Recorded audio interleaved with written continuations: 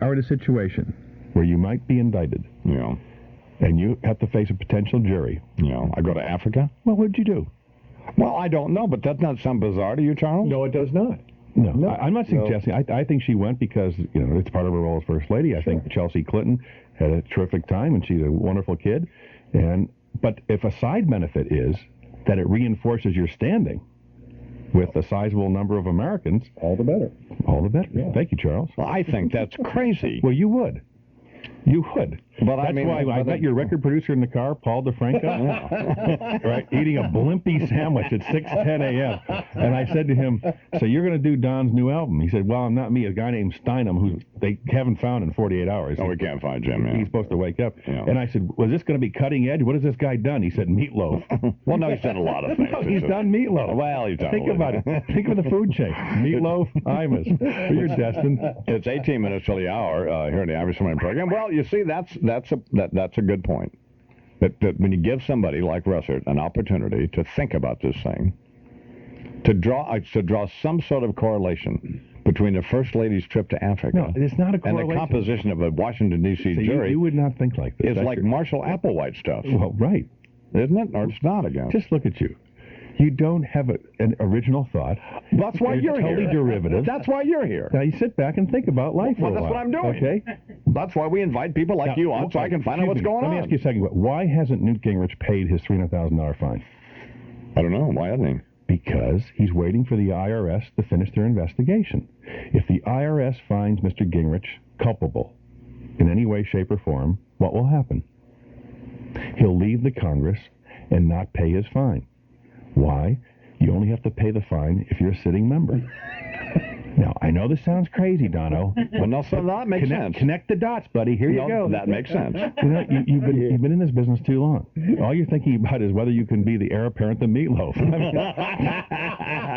It's 17 till the hour. We're going to talk more, and I'll be insulted more by someone who we greatly admire. Where's my picture in this lineup in a newspaper ad? I mean, you're just consumed with this nonsense. And continue to support enthusiastically and with great vigor Tim Russert. More in a second. 17 till the hour. And we all heard the president in his obvious excitement holler, "Go, baby!" Oh, God. I remember commenting at the time, "You son of a bitch." I bet that's not the first time he said that. Yeah, the first time I said it was with your mama, you wrinkled up old bastard. And my point is... What is your point, you drunk? There is an Imus in the morning. Good morning, everyone. This is ABC 33 meteorologist Stan Boney with 1390 WRTK weather. Mostly sunny skies today with maybe a few clouds around this afternoon. High temperature between 40 and 45 degrees. Skies becoming cloudy overnight tonight with a chance of some snow or sleet late. The low between 25 and 30. Cloudy skies tomorrow, a 50-50 chance of rain, the high right around 50, and then rain likely on Saturday. Saturday's high again near 50 degrees. With 1390 WRTK weather, I'm ABC 33 meteorologist Stan Boney. And it's currently 21 degrees here at the Radio Center. 1390 AM WRTK with Big Board Sports on ABC 33's Bob Hennon. Indians come home from the West Coast, a disappointing 4-4. The Pirates an upbeat 4-4. That's because the Tribe beaten again by Seattle 11-1. Final two games of the series, the pitching staff giving up 25 runs. Rookie Bartolo Colon unable to get out of the first inning. Seattle putting up a 6 spot. The Indians home opener tomorrow against Anaheim. First pitch, 105. Chad O'Jay on the mound. Pirates take 2 of 3 from San Diego, beating the Padres again 4-2. And all 4 victories is John Eriks getting the save, looking good again in the 9th inning. Bucks home opener tomorrow night against the Dodgers. Rest of the baseball scoreboard in 12. Atlanta 4, Houston 3. Colorado beat Cincinnati 13-4. San Francisco blanking Philadelphia 3-0. American League, less than 1,000 fans showing up in Toronto's 5-0 win at Chicago. Detroit over Minnesota 10-4. In 10, Oakland at Boston 4-3. And in 11, Baltimore beating Kansas City 4-2. NBA, hottest team in the league is Utah. They beat the Lakers 101-89 for their 14th straight win. Atlanta 116, Philly 101. The Bulls down Indiana 86-80. Charlotte beat Boston 136-111. In hockey, Ottawa by Hartford 5-4. Montreal downs the Islanders 3-1. Florida doubled up Jersey 4-2. St. Louis flanking the Blackhawks 1-0. Dallas by Toronto 3-2. And San Jose beating Colorado 4-1. Round 1 of the first major of the season on the PGA Tour, the Masters at Augusta National to begin later this morning. The twosome everybody will be watching, the defending champion Nick Faldo and his heir apparent, in many people's opinion, Tiger Woods, they'll go early this afternoon. And YSU spring football, they'll put the pads on and hit for the first time this afternoon. This sports report brought to you by Canfield Tire, your home for Michelin tires. Michelin, because so much is riding on your tires. Canfield Tire also does shocks, brakes, exhaust, and complete front-end service. Take your car to Canfield Tire Service, 5 West Main Street, home of the tire and auto pros. That's Big Board Sports on ABC 33's Bob Hannon on 1390 AM WRTK. Who today's newsmakers are talking to? He's Don Imus during Imus in the Morning, right here on the home of Real Talk for the Mahoning and Shenango Valleys, 1390 AM WRTK. There are no fancy strategies, no magic tricks, no timing, no get-rich-quick schemes in the Don McDonald newsletter. Nope. Instead, we look at money from a totally different perspective. It's logical, it's sensible, and it's easy to deal with. It's my show in print. If you've decided to become an investor, a real investor, one with a long-term perspective, then this is the newsletter for you. Mutual funds, stocks, bonds, earning money, saving, investing, spending, my thoughts, my ideas, and strategies fill every monthly issue. I know you'll save and make more than the $89 annual subscription price. And if you order now, you'll beat the $19.97 price increase. So call 1-800-237-FUND for my newsletter. That way, you'll always have me around. Call 1-800-237-FUND and order right now. Money back guarantee, prorated after the first issue. Call 1-800-237-FUND. Mike woke me up again last night. Oh, no. Yeah, 4 trips to the bathroom. Well, doesn't he know about Propalmex? He won't talk about it. Oh. Every time I say Propalmex promotes prostate health, he hums. Don't talk. Just buy him Propalmex. Propalmex from SunSource, the natural supplement that supports prostate health. 2 a day and you'll start seeing results in about 4 weeks. Satisfaction guaranteed. At food and drug stores. Learn more. Call 888-439-8300. Propalmex for prostate health. Use as directed. She's her kid's mom, and she's your favorite radio psychotherapist. She's Dr. Laura Schlesinger. Weekdays from 1 till 4 p.m. on Real Talk, 1390 AM WRTK.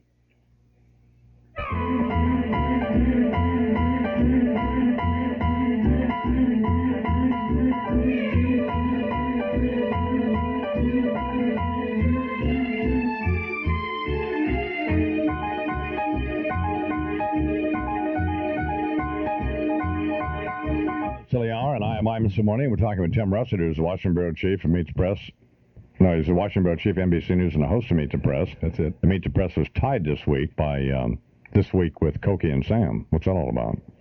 Weren't you beating them handily, and then what happened? That depends where. In Washington, New York, markets were on the same time. Our problems on the West Coast were on at 6 a.m. because of NFL and NBA and stuff like that. We used to beat them every week. Some weeks, up and down. But that's okay. I mean, what does it sound like to you, Charles? Whistling past the It sounds to graveyard. me like No, you come sound. on. You sound like Mac McClarty, Mike McCurry, somebody. Yeah, think about they it. have a timing problem. Yeah, sure. I mean, it's a West Coast Hut Levels houses using television, they have 50% higher than we do, but that's okay. It's the the National Journal this week. Meet the Press, the newsiest and most influential of the Sunday morning program. There you go. I rest my case. Howard Stern has a bigger audience than you do. Yeah, well, But you're more influential. we make more money here. That's what's important. And rightly so. And we don't do the same thing. See, Now, I have the it's ultimate, a different audience. I have the ultimate challenge for you, Iman. Let's go on to get back to this rating situation. Well, you see, here's the thing: you come in and you pick on me and you make fun of me, and you It's like fish in the barrel. Look at you. Yeah, I know. Put your glasses on. And we just simply mentioned last week's rating. Look how defensive you get. Twice as many people watch the program in New York than any other program. Well, I mean, what should I say to you, Iman? I think we'd like to Meet the Press and be number one again, if you don't mind. It is. Men, women, and adults, 25 to 54. Is that a good audience? Yes, that's our audience. Solid number one. We were talking with... and I try to bring them to this program. I talked to Charlie Rose last night. He said, why don't you pick the phone up and call Cokie Roberts and make up with her? Well, I didn't ever have any problem with Cokie Roberts. Well, why don't you? I'm going to. She's a nice lady. Yeah, I know. Can I help broker this? No. We have the number of the Well, look at you. See, now I'd pick on you just a little bit, and look how you are. Now, I have the ultimate challenge for you. Well, okay, what is it? This fall, Meet the Press celebrates its 50th anniversary, and we have a book coming out. Yeah. if you can make this book number one, you'll really do something. Make it number one or not? Who publishes it? McGraw-Hill. How many copies are they going out with? What would you tell me? You're the expert. No, well, you got to have. I don't know. Can you put it on the list? Can you promise me you'll get this on the list? I don't know. I've been a loyal soul to you. I'd have to see it. This is a stocking stuffer, okay? What else would your audience want to buy their parents for Christmas? Think about it. You say you're Jeff, your limo driver, and you have a 98-year-old wife. What would you get her for Christmas? I think you'd get her the Fred book from Doubleday. From Mike Lupica and Fred Imus. That's what I think you'd get. And I think you'd get that new album from Mercury Records. That's what I think you'd get. Meatloaf. What kind of trouble is Al Gore in for? Is he in serious long-term trouble? I'll tell you why.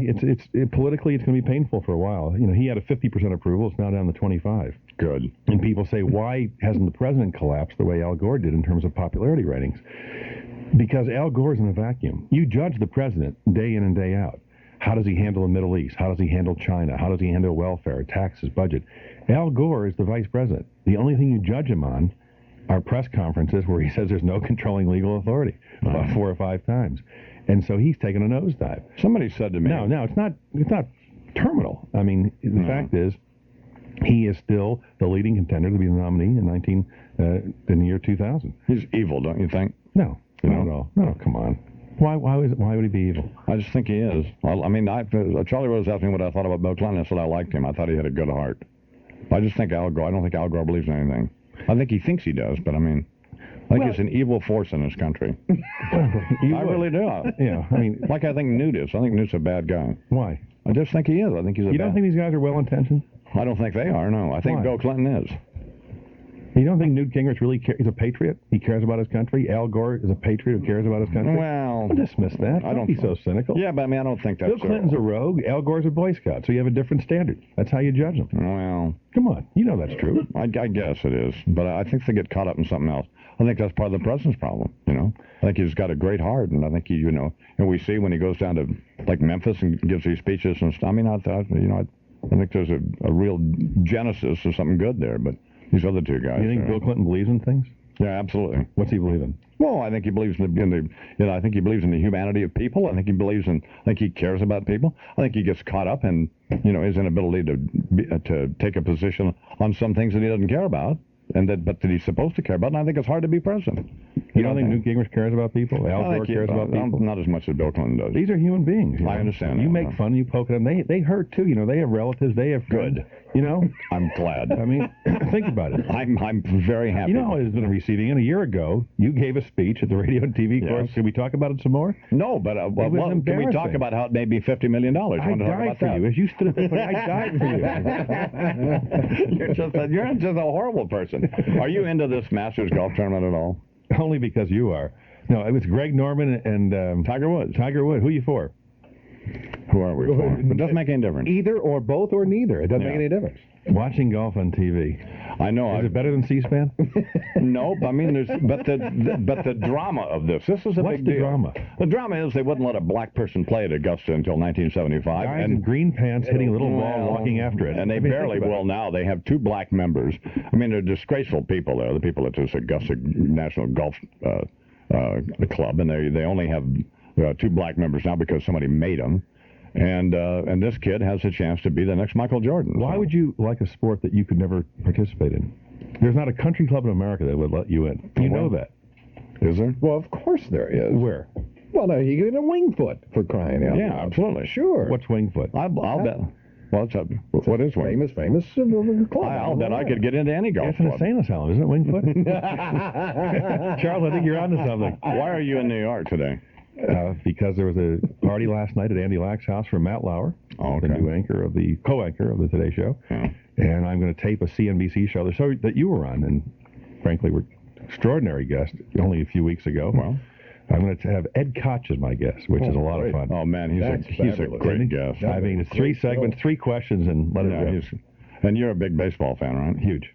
In fact, and your team is. We went to spring training in Arizona. I took Luke and Maureen. She doesn't like baseball, so we went to a spa, and she got herbal wraps while Luke and I went to baseball. Perfect marriage. I was half listening. I thought he said Luke didn't like baseball, but he does, doesn't he? Loves baseball. How old is he now? He's 11. We went to the Bulls game the other night when the Bullets beat the Bulls. And it was really interesting. I mean, talk about he wore a Bulls jersey because he loves Michael Jordan, like all kids do.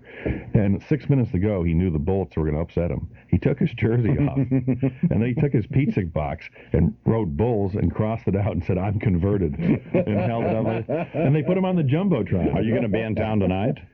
No, I have to go back because it's the radio and TV correspondence dinner. Oh, you're going this to that. year. Norm Macdonald. He'll be there from Saturday Night Live. Yeah. I don't think he'll be nearly as funny as you were. But he won't sweat as much.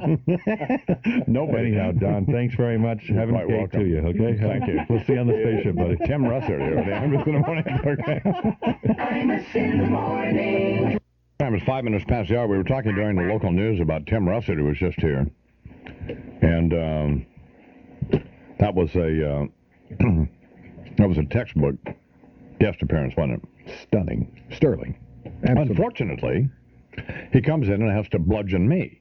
But, I mean, I guess that's the deal, isn't it? Exactly. Yeah, exactly. And so after I got tired of it, I thought, well, I wasn't going to bring up the fact that this week with Cokie Roberts and Sam Donaldson had tied Meet the Press for the first time in who knows how long. You were going to be the gentleman, weren't you? Yeah. Certainly you were. Absolutely.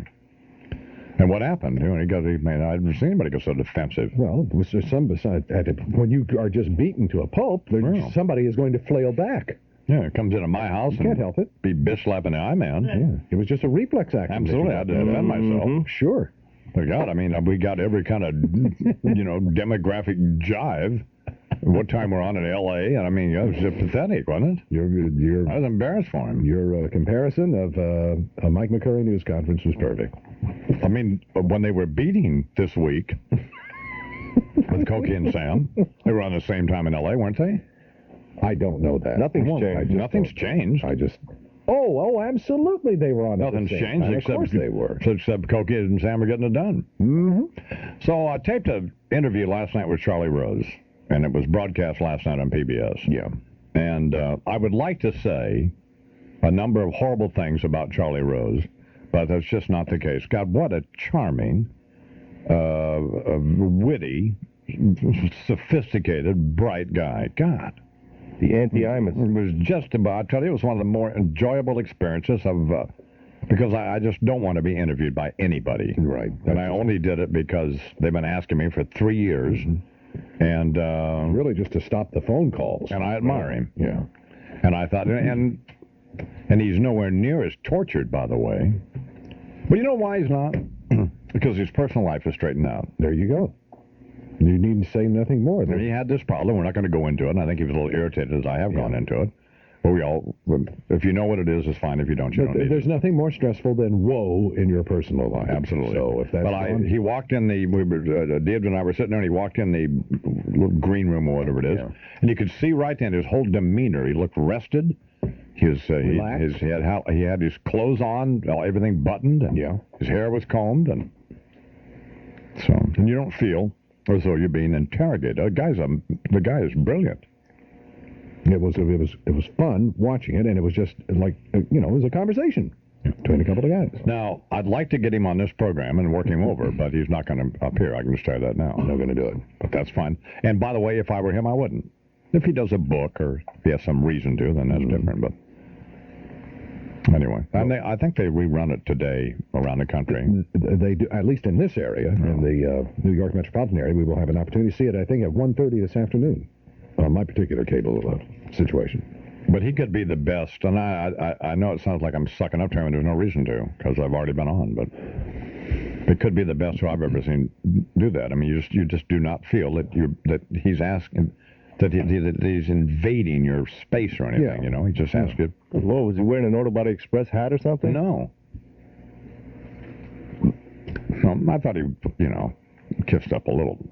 But, I mean, maybe he likes me. I guess he does.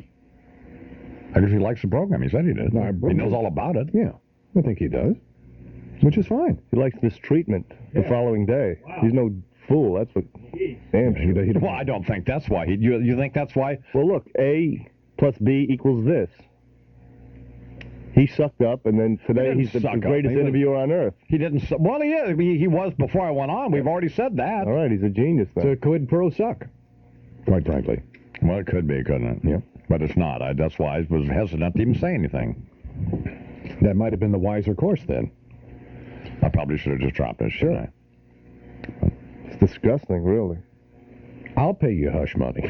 Journalistic fellatio. It's 10 minutes after the hour here in the Imus in the Morning program. So my agent, Lobster Newberg, over at ICM, the co-chair of the literary department there, is a vicious little maggot. Don't hold back, I-Man. And she represents a number of big-time authors, and one of them is that dreadful Patricia Cornwell. Yeah. Who just now has announced, like nobody knew, that she's a lesbian. Well, great. Whoop, you can't get any men. So so I made some observation about that, and not disparaging, by the way. No, it was simply a news item. Yeah. And Lobster felt it necessary to grab the phone and call and say, she makes 8 times as much money as you do. Well, maybe she doesn't, maybe she doesn't. But the point is, just reveals the mindset. Yeah, really. Of Esther. This tormented little nitwit.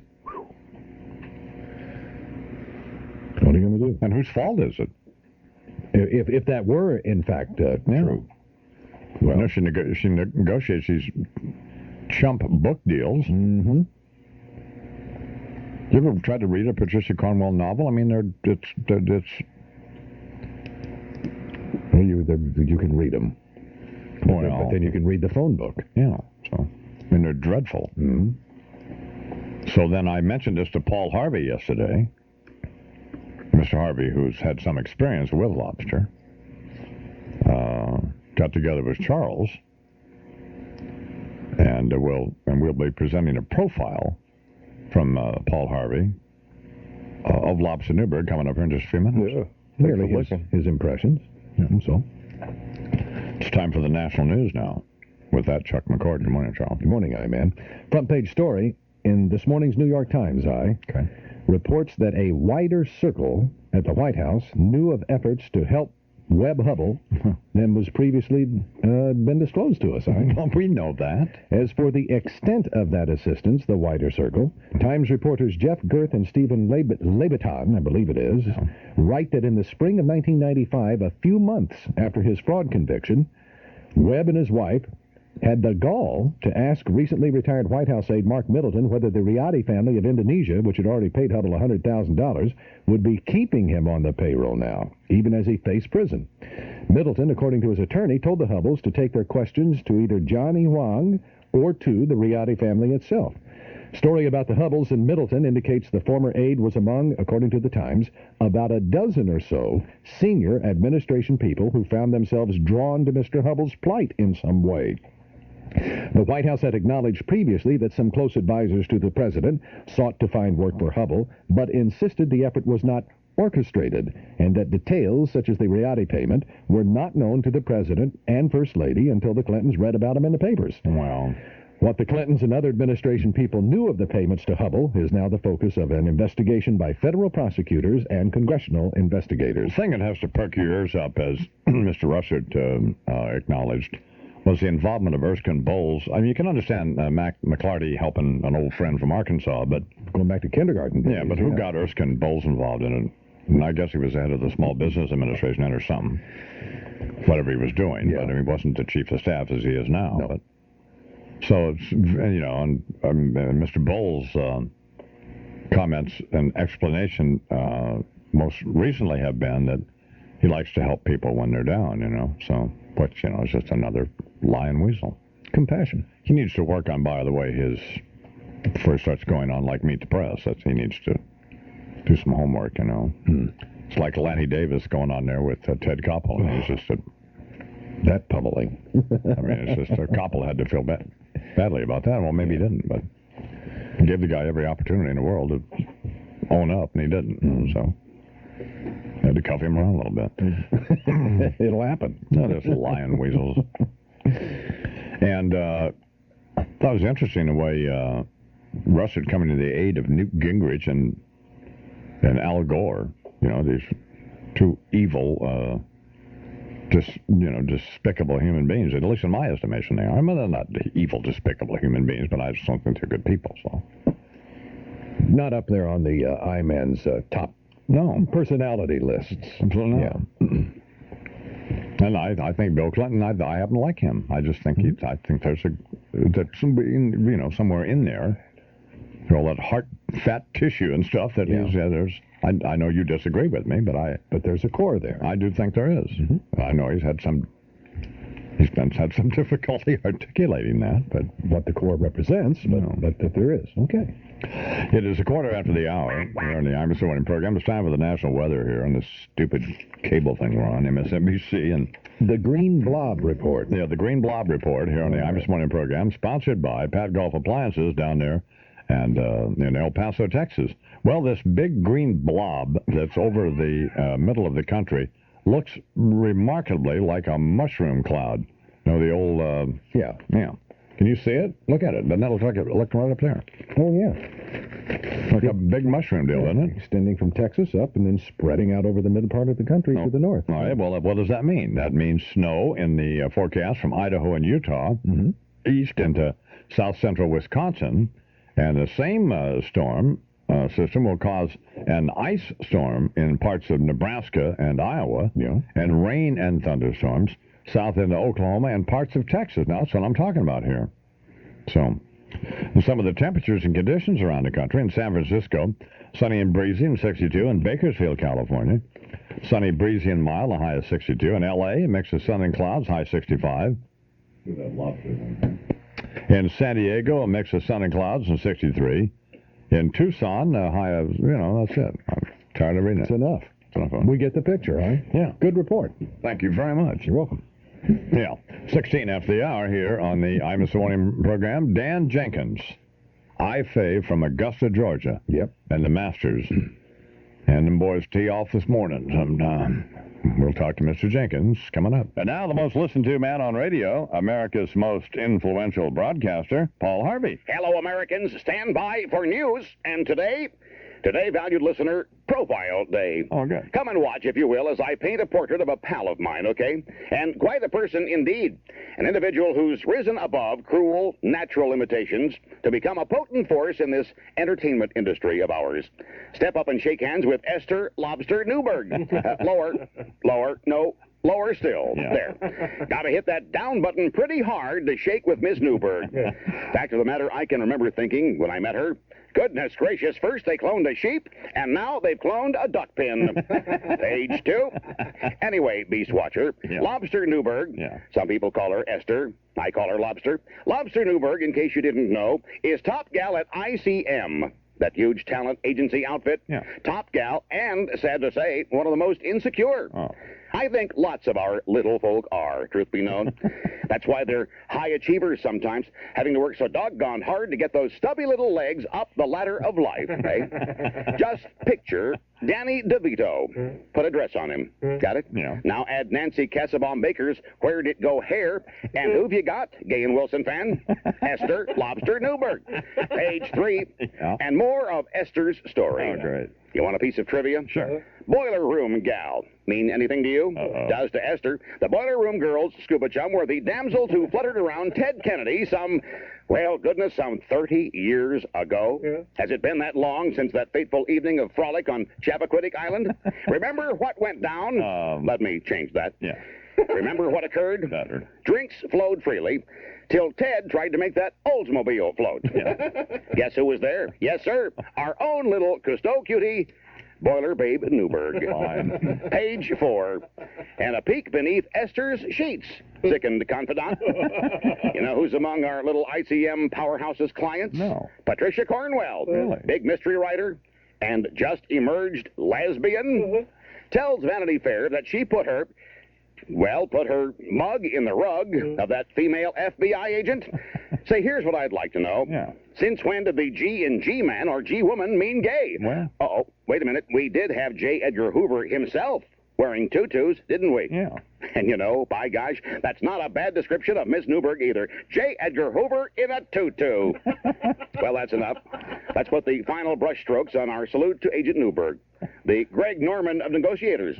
The lady who resembles a hedgehog being dwarf bowled out of the Ringling Brothers Volkswagen. The Sears Shop Vac liposuction experiment.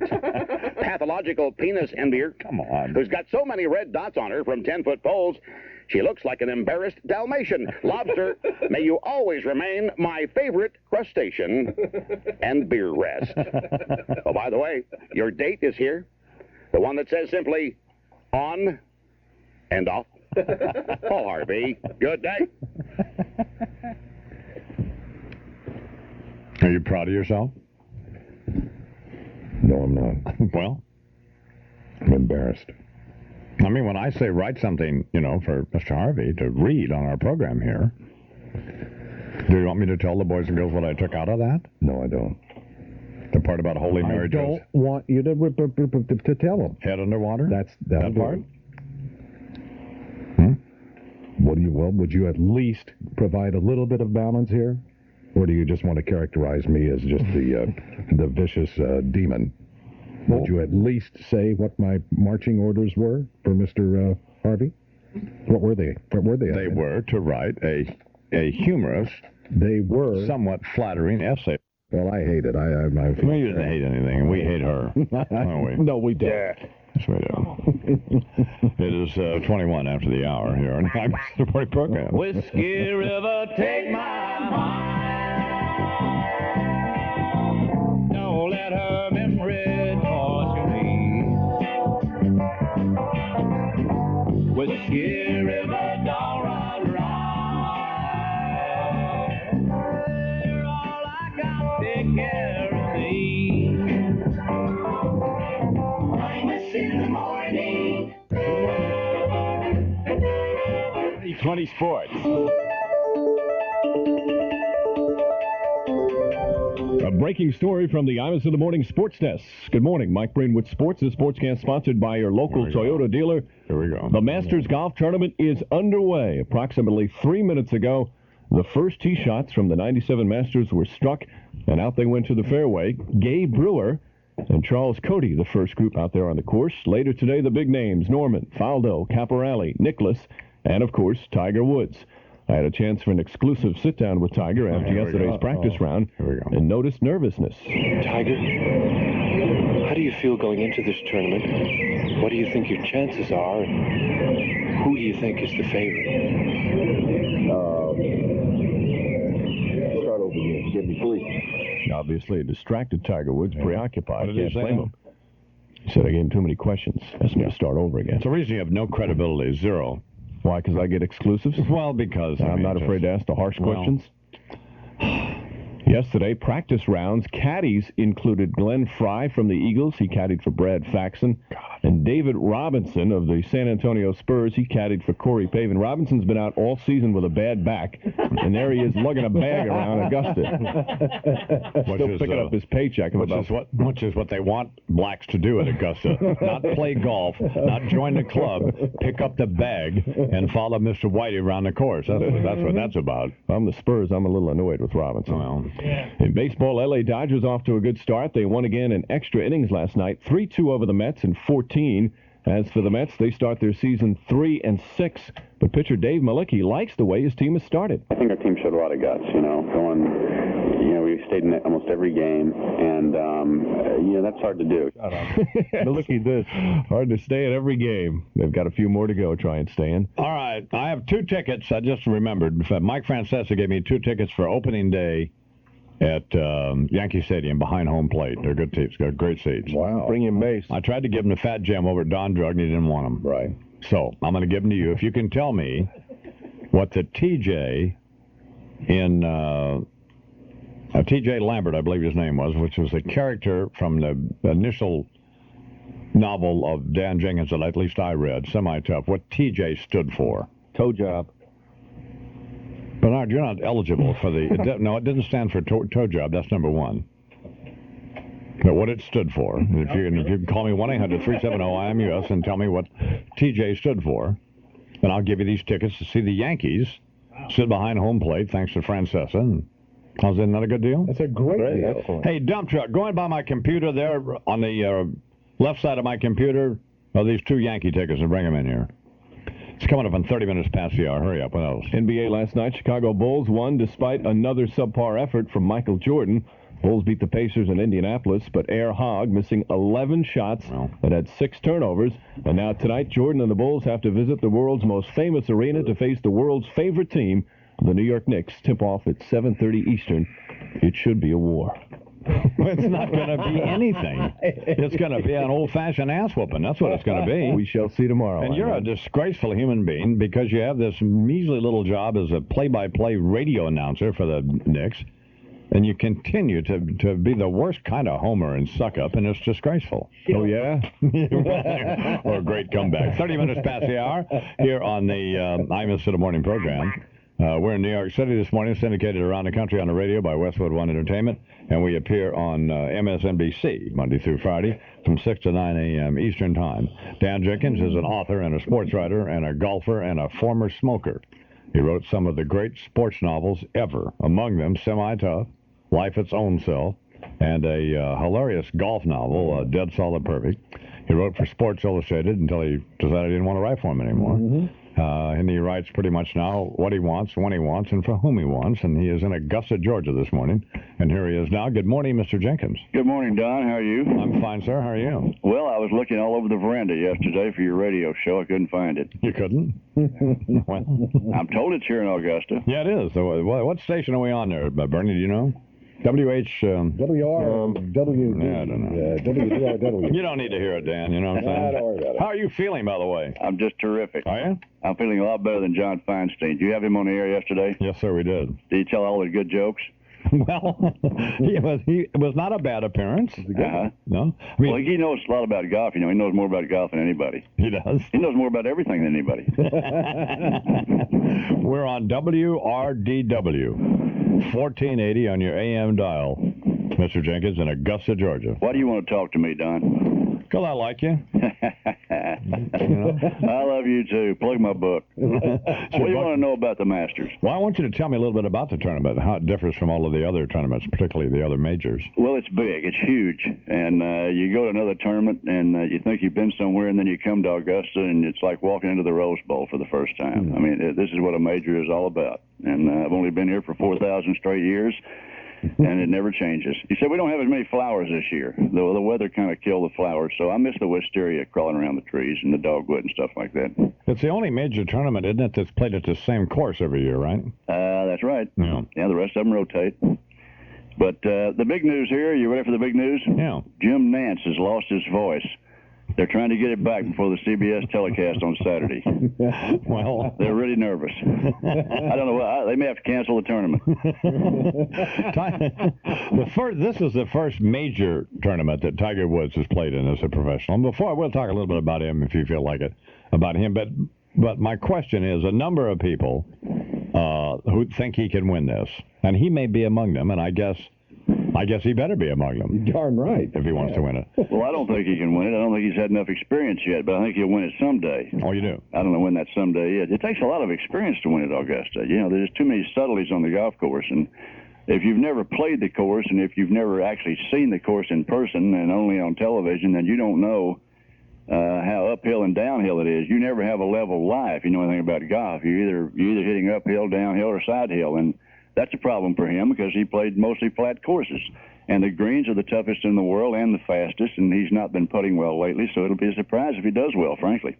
Well, when people like me get interested in golf... Are you interested now? Only because of the drama of this particular event, at least as I perceive it. And I perceive it to be, here we have Tiger Woods and we have Greg Norman. And for someone who doesn't know anything about golf or, a little about it, the scenario I would like to see would be Tiger Woods and Greg Norman being the final twosome on Sunday, pretty much tied for whatever Yeah.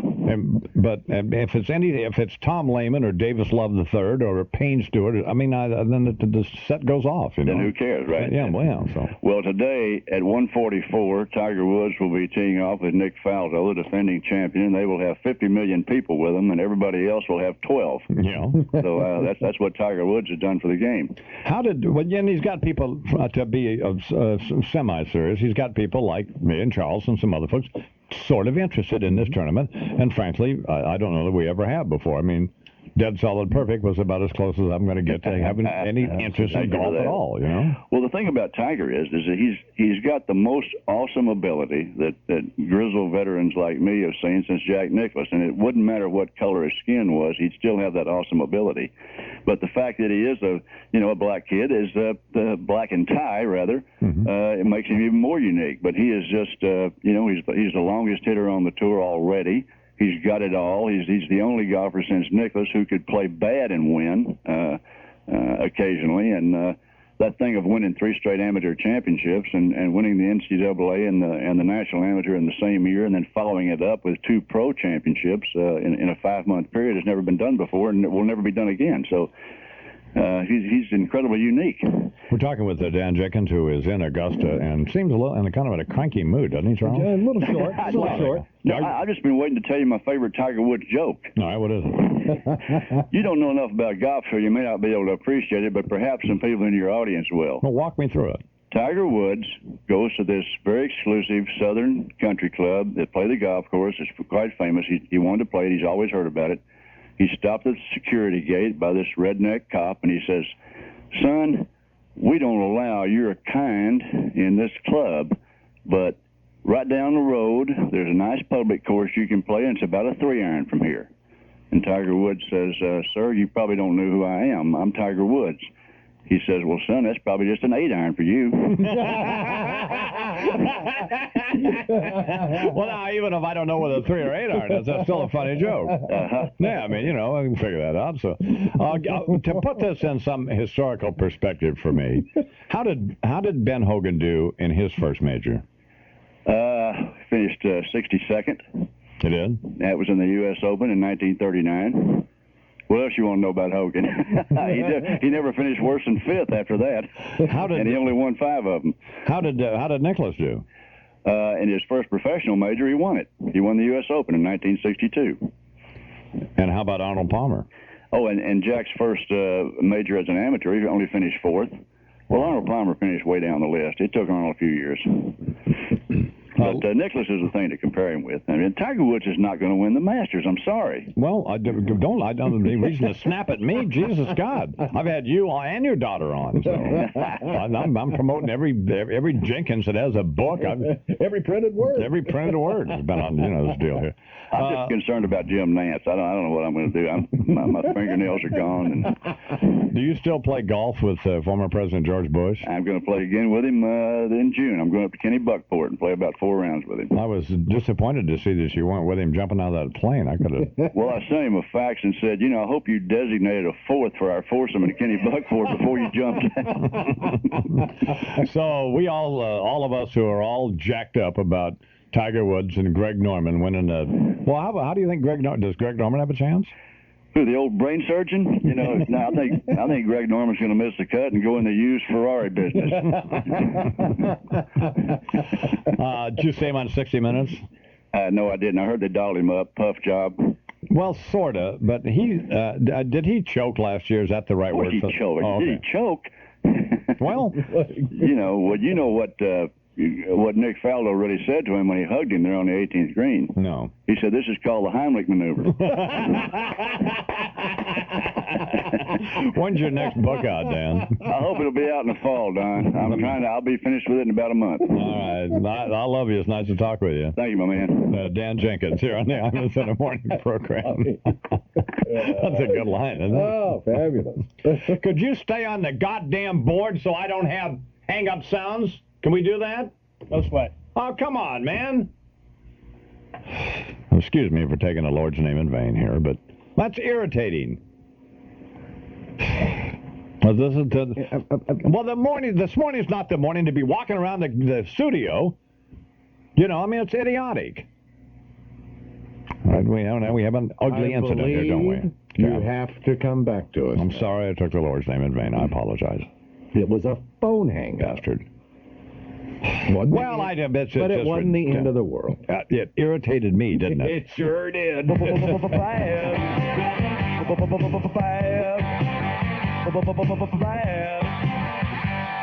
to the bone.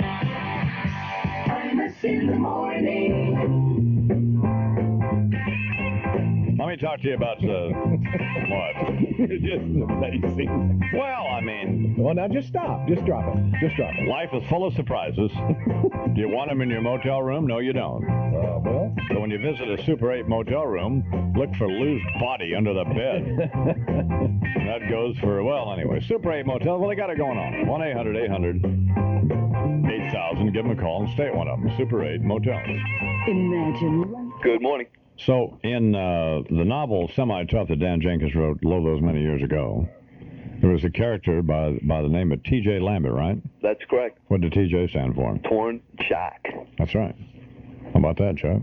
Yep. Torn Jock. Got it.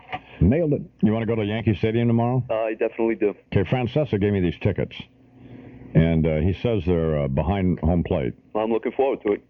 So how do you want me to... You want to come by the radio station and pick them up? You want me to FedEx them to you or Messenger? FedEx should be great. Where do you live? I live on York Avenue on the Upper East Side. Okay, why don't you... do you have a doorman? Actually, I do not, no. You have a doorman? How are we going to FedEx them to you? He'll buzz me, I'll buzz up, or I'll leave it with my super. Let me come up to your apartment, man, later in the day. Pick him up. Well, work this out with Bernard, okay, Tony? I'll do that. Congratulations. Thanks a lot, I appreciate it. 16 till the hour here in the Imus in the Morning program. Paul DeFranco, my friends here.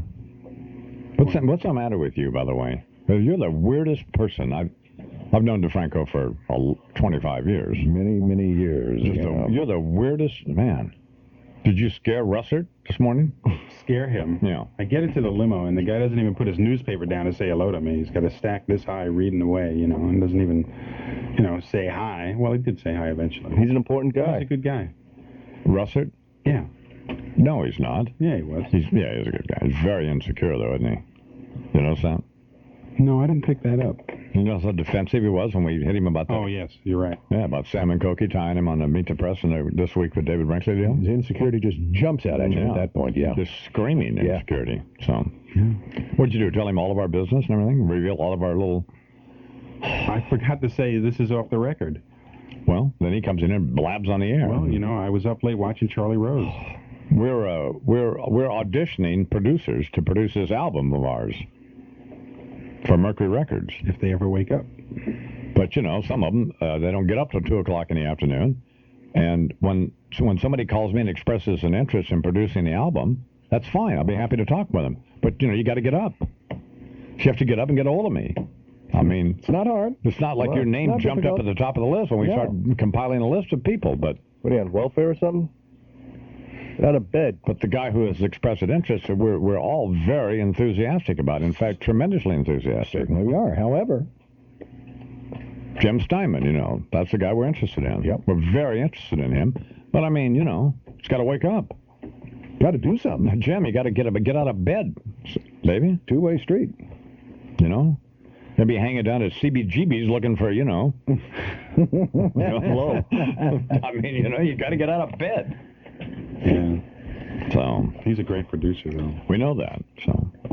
It's not the issue. It's not the issue. The issue is you got to get up. Yeah, get off Joey Ramone and get to a phone. Yeah. Maybe this is the cause of his greatness, Lots of sleep. That's why I like DeFranco, because he goes right to the heart of the matter. Yep. This could be part of the reason the guy's a genius. All right, there you go. Because he gets plenty of rest. That's true. And it's the reason we're stupid, because we don't get any rest. So. Oh, brother. So DeFranco's back doing something with Dana's computer so that he can send me email. I don't want any email. Don't send me an email. Go fax yourself. I don't want any email. No, well, it doesn't come as email to you. She's going to get it, then she prints it out, and she hands you a printed page. I don't want you contacting me. Are you still over at the hotel? Have you ordered room service? I have to pay his expenses, Yeah. DeFranco's in from L.A. Yeah. Have you had room service there? There is not one room service charge on that bill. Oh, okay. Because the restaurant is closed. Now that you're there, it's closed. They're renovating Rumpel Miners. Okay. It's 13 till the hour now. We're gonna go all the way tonight. We're gonna go all the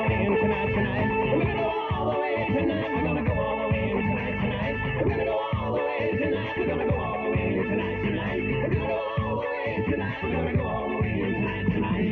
Well, I heard you talking about that Meatloaf album, Paradise by the Dashboard Light. And that Meatloaf tricked me into that. Oh, he did? He didn't know it.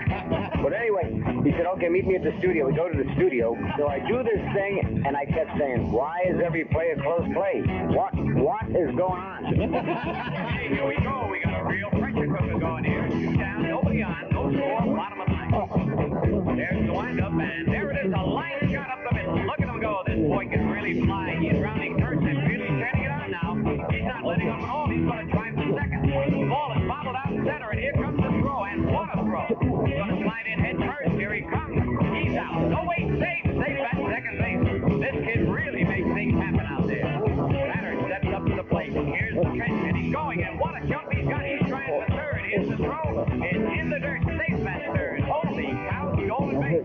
Taking a pretty big lead out there, almost daring him to try and pick him off. Pitcher glances over, winds up, and it's bunted down the third base line. The suicide squeeze is on.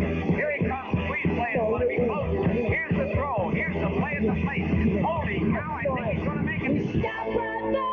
We finished doing it, and I finally got what he was doing. That hookup, I can't believe it. You should have seen the mail I got from the priests and the nuns and the school teachers and the mothers. And oh, geez. Imus in the morning. Good morning.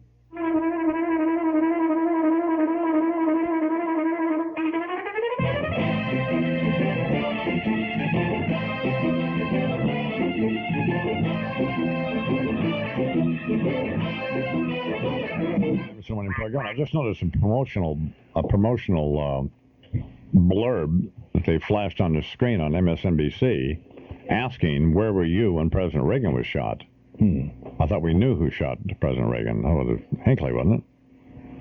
Well, yeah. Well, what are you saying? Well, why are then they asking, where were you?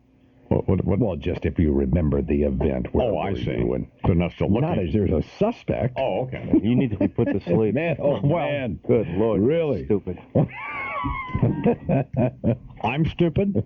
Oh, that's an understatement. Well, I thought, I can see how you we make know a you mistake. thought. Where were you when President Reagan was shot? Well, what business is it yours? Why do you want to know? I'm clean. Where were you when McKinley was shot? That's the question I want to know. I'll tell you where I'm going to be when you're shot. Oh, gun. you with a gun.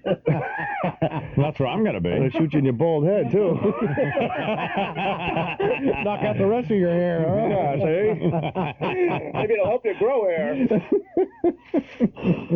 Why don't you have a heart attack, you little bastard? Why would you wish that on That's what Lenny Bruce would have said. Yo, mama. Yeah. Oh, yeah? It's coming up in 4 minutes. 6 Back minutes. at you. I don't know what the hell it is.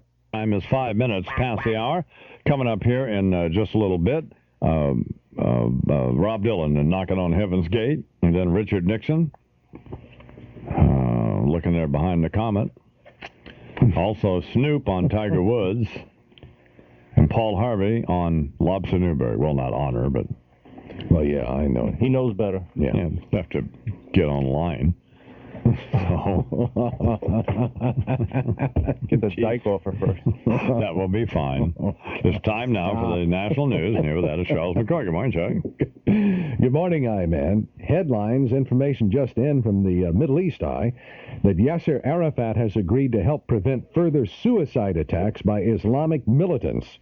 That word following a meeting today between Arafat, a senior CIA official, and also the head of Israel's security service in on it. The Israeli official, speaking on condition of anonymity, says Palestinian security forces already have helped foil one suicide attack in just very recent days. However, more street clashes are also reported today in the West Bank city of Hebron. Hundreds of Palestinians throwing stones and firebombs at Israeli troops who responded with rubber bullets, and 7 Palestinians are reported to have been hurt so far. Arafat didn't take House Majority Leader Gingrich's comments made Tuesday to a pro-Israel group very lightly at all. In fact, an aide to Arafat yesterday fired back. Gingrich had accused Arafat of backing a terrorist campaign against Israel, demanding that President Clinton put pressure on Arafat instead of pointing the finger at Israel. Arafat spokesman Marwan Gaddafi responded in Gaza that Gingrich will not be able to improve his bad image, as he put it, with the American people by attacking the Palestinian people and President Arafat in order to satisfy, as he described it, the Jewish lobby in the United States. He also said the former history professor showed a shameful ignorance of international politics and was encouraging Israeli extremists. Some extremism on the House floor, some pushing and shoving on the floor of the House of Representatives yesterday as House Majority Whip Tom DeLay of Texas got offended by allegations that he had allowed some lobbyists to draft legislation in his office. Said it didn't happen. A California Democrat pressed the point on the House floor. George Haler pointed to news articles about the allegations. The Texas Republican then took offense, and there was a dust-up on the floor, quickly degenerating into name-calling and shoving. It happened when New York Democratic Congressman Charles Schumer was trying to make a point about the influence of lobbyists. Everybody in this chamber knows the system is rotten to the core. You may quibble about a detail, this or that. One of the articles said that... Mr. Speaker. Yeah, go get David. Regular order. What's going on here? Well, that was at the moment as Schumer was speaking when something went on between Tom DeLay of Texas and Congressman David Obey of Wisconsin, Republican versus Democrat. Some guy, was kind of poking a finger at least toward the chest of the other and said that he called him a chicken blank. And so there was some shoving going on and dismay on the floor of the House of Representatives. Anything that shuts that windbag Schumer up is a good idea. A chicken blank? Why would that be offensive? Well, it was the... Oh. Yeah. The S word. Oh. I believe. Oh, okay. So it was ugliness. There was some swearing and there was some great, shoving. Man. How great is that? And just fists, unfortunately, fists weren't thrown. I guess they were separated in time. Well, that's too bad. Yeah. All right. And federal investigators are now looking into this report, man, that several airline pilots believe they saw a missile or rocket of some sort over the New York City area just last month. A Minnesota newspaper says the pilots have told federal investigators of the sighting the evening of March 17th, St. Patrick's Day. One of the pilots was on a Minneapolis-bound Northwest Airlines flight. The other flight crews were from Delta and from U.S. Airways. And the copyrighted story in today's St. Paul Pioneer Press says federal investigators are studying tapes of air traffic control radar from that night. Spokesman for the National Transportation Safety Board says the issue, of course, is significant because of the TWA Flight 800 disaster last summer off Long Island, in which a missile is still considered among the possible causes of the crash. Almost $30,000 of laundered drug money from illegal narcotics transactions is reported to have found its way to the Democratic National Committee, and to the fund, in fact, which financed President Clinton's first inauguration. That, according to an indictment returned against a Little Rock attorney yesterday. 42-year-old Mark Stephen Cambiano faces a 31-count indictment handed down by a Little Rock grand jury. It alleges he laundered more than $380,000 out of drug transactions involving another Arkansas man who is already serving a federal sentence for trafficking in methamphetamines. The DNC got $20,000 from Cambiano in 1992, story goes. The Clinton Inaugural Committee General Fund, nearly $10,000. The U.S. Attorney for Eastern Arkansas says, quote, "We haven't any reason to believe that any of the recipients of the money were aware of its origins." Los Angeles officials aren't commenting on whether a witness in the Ennis Cosby murder case, in fact, could not pick out the suspect in a police lineup. KCAL-TV quotes Mikhail Markosev's lawyer as saying the woman categorically, though, eliminated his client. The swollen Red River is expected to crest later today or early tomorrow in Fargo, North Dakota. Residents are racing to try to add sandbags to dikes that protect their homes, their farms, and their businesses. And a congressional committee today takes up the campaign fundraising issue amid signs there may be some improving bipartisan cooperation in that. The House Government Reform and Oversight Committee will discuss how to safeguard the confidentiality of subpoenaed documents. Democrats want to widen the probe to include congressional races and not simply the president's campaign. And Republicans on the panel, now indicate they will support a broader investigation, in fact. Well, it's just a very ugly situation. Lou's going to jerk out Snoop and stick him in, and we're going to pump it on up, baby. Hit the 411 on Snoop. That's what I'm saying. Now, all right, here now with observation and comment on headline issues of the day from the hood. Imus in Washington. Snoop Doggy Dog. I think it's about time for me to hit these against upside the head with some of that West Coast gangster shit. Oh, wait. Take off my choke chain, cause I got the insight. Roll up your newspaper, cause my bark got some bite. Snipping round the headline, seeing what's what. Snoop Doggy Dog looking for a warm place to squat. Everybody make way for the duffer from the hood. The golf pro homeboy, my man Tiger Woods. Hitting them links, swinging the club like Puff Daddy. A black man's on the course, guess what? He ain't a caddy. Ain't too many of us in his tax bracket, but I know plenty of brothers who be wearing green jackets, teeing off like a knife through butter. Birdie par, bogey birdie, then another. All them golf hoes hearts go a flutter, cause it ain't the depth of his stroke, it's the size of Tiger's putter. Playing in Augusta is a black accomplishment. Remember, they still call this thing the Masters Tournament. Upside your head, say Snoop upside your head. Oh, say Snoop upside your head, say Snoop upside your head. May I play it through? Upside your head, say Snoop upside your head. Adjust the ball. Upside your head, say Snoop upside your head. West Bank Jordan, Arabs and Jews, they ain't getting along. You saying this is news, though the circumstances really are severe. These two have been fighting for thousands of years. Netanyahu draws a big line in the sand. Won't do Hussein a favor, let Arafat's plane land. Goat humping heathens throw rocks at my Israeli brothers with them payers dreadlocks. Situation needs an overhaul, cause Jews and Arabs are always gonna brawl. But even if Jerusalem should fall, be praying for peace, it's like talking to a wall. Now let me get this straight. Y'all are fighting over this barren piece of desert all these years. Oh, hey, boy. Esther Lobster Newberg is on the phone, my agent from ICM. Uh-oh.